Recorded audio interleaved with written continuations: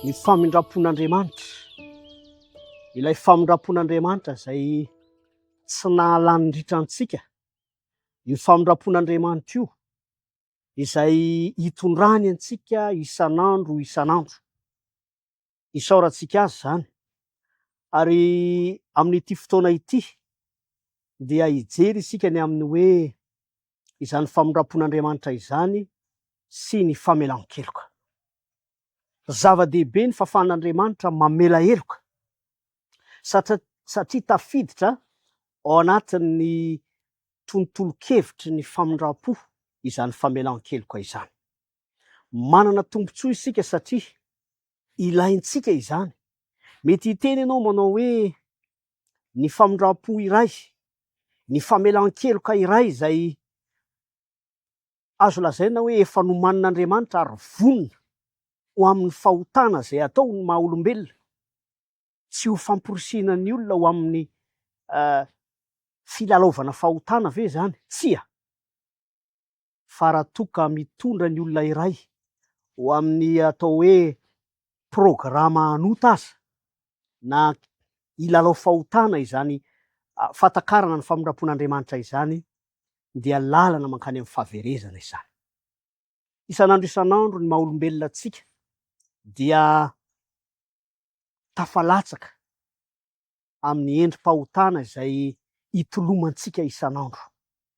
Ary fantatr'Andriamanitra izany, noho ny famindram-pony dia avaozina isa-maraina ny fomba hitondrany antsika.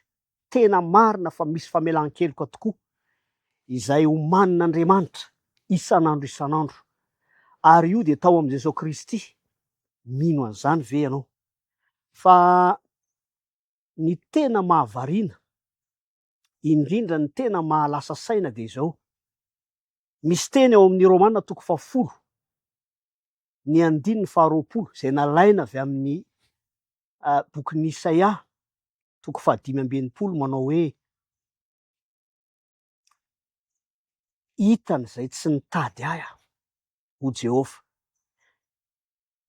Ary mahalasa saina le izy satria mety tsy nieritreritra akory Israely tamin'izany fotoana izany, ny zanak'Israely zany, ny hifona sy hibebaka amin'Andriamanitra rehefa nandiha lalana faniavana, fialana amin'izay nisoritany Jehova ho azy. Fa ao amin'ny famindrapon'Andriamanitra mamela heloka dia izy mihitsy ny manao ny dingana. Ka hoy izy hoe niseho tamin'izay tsy nila azy izy, hitany izay tsy nitady azy. Alaivo sary an-tsaina anie zany fomba fiasan'ny famindrapon'Andriamanitra izany eo sehitry ny famelan-keloka. Ho aso ho anao dia sarobidiny izany famelan-keloka izany. Ary ilaintsika isan'andro isan'andro zany, ahafahantsika mandresy ny vesatry ny famelohan'ny fahotana. Ary mamikitra amin'izany ny fahavalo, dia ny fahavalon'Andriamanitra zany ny devoly. Satria izany fahadisoana izany, izany fahalementsika izany no entiny hanapotehana ny fomba fijerintsika ara-panahy izay amikirantsika amin'Andriamanitra. Kanefa ny famindrapon'Andriamanitra mitondra ho amin'ny famelan-keloka, izany no raisintsika isan'andro isan'andro.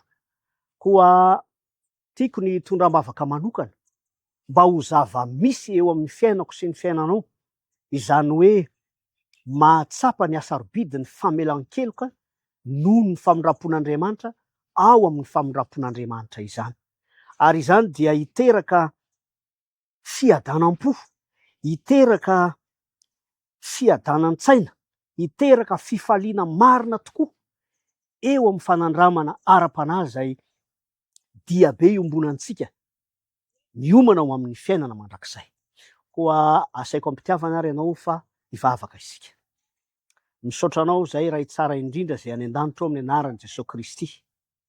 Ilay fitiavana feno famindram-po hitondranao sy hanomananao famelan-keloka ao amin'i Jesosy Kristy. Antoka ao anay, hanananay hery hiatrehana izay rehetra mety ho vesatry ny fahadisoana eo amin'ny fiainanay Tompo, ataovy mahatsapa an'izany izahay, ary aoka ho fiainana feno fiadanana no iarahanay aminao, tsy hilalaovana fahotana fa kosa ahafahanay mihoatra indray, ahafahanay mandroso hatrany eo amin'ny fiarahana aminao. Tononona zany vavaka izany ao amin'ny anaran'i Jesosy Kristy. Amen.